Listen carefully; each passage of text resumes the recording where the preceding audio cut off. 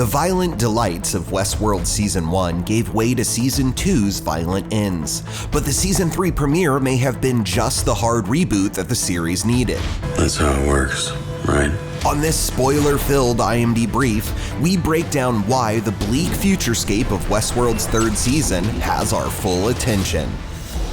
This episode's title, Parce Domine, refers to a Gregorian chant that translates from Latin to, "Spare, Lord, spare your people, be not angry with us forever," which seems to suggest that Dolores, played by Evan Rachel Wood, and her Robo Squad have only just begun their rampage on Neo Los Angeles and the people who wronged her back in Westworld. The old-fashioned way? We kill everyone. Yikes. At least we're pretty sure it's Dolores in that body. Her Pearl, or cyber brain ball, which holds her robo-consciousness, escaped Westworld in an android double of Delos exec Charlotte Hale, played by Tessa Thompson, before she found a 3D printer that Dr. Robert Ford, Anthony Hopkins, left for Bernard, Jeffrey Wright. Now she's able to duplicate anyone living, dead, or bionic, and literally jump into their skin suit. The real gods are coming. And they're very angry. And we welcome our new robot overlords. Although Dolores was wounded in the fray with Insight's shady security, she's about to team up with her new flesh and blood friend, Caleb. I don't do personals. Let's just call an ambulance. Disaffected veteran Caleb Nichols, played by Jesse Pinkman himself, Aaron Paul, is a new character who represents anyone weary of technology's creep into every facet of modern life. We're gonna have to find someone real. Whether Dolores is technically real or not is up for debate, but her thirst for vengeance is most definitely genuine, and she has her sights set on whoever controls the giant cyber brain ball called Rehoboam.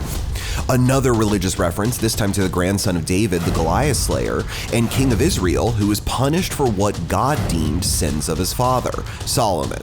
He thought that if you could chart a course for every single person, you could make the world a better place.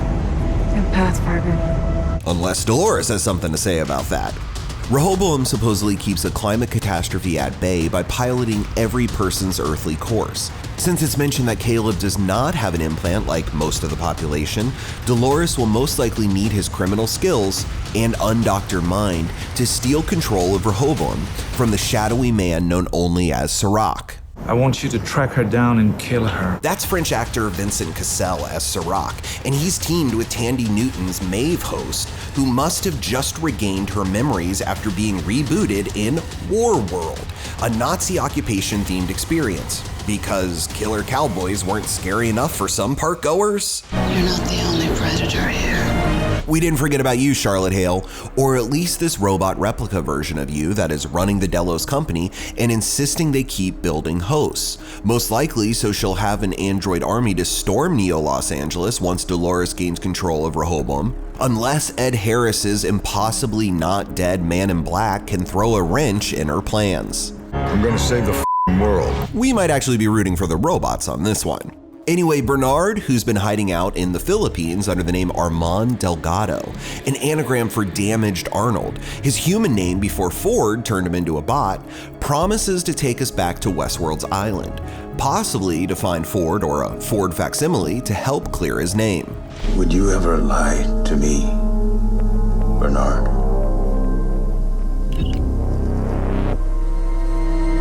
No, of course not. And Bernard's now got two personalities that he switches between with a garage door opener. For more breakdowns of trending series, stay glued to imdb.com/imdbrief.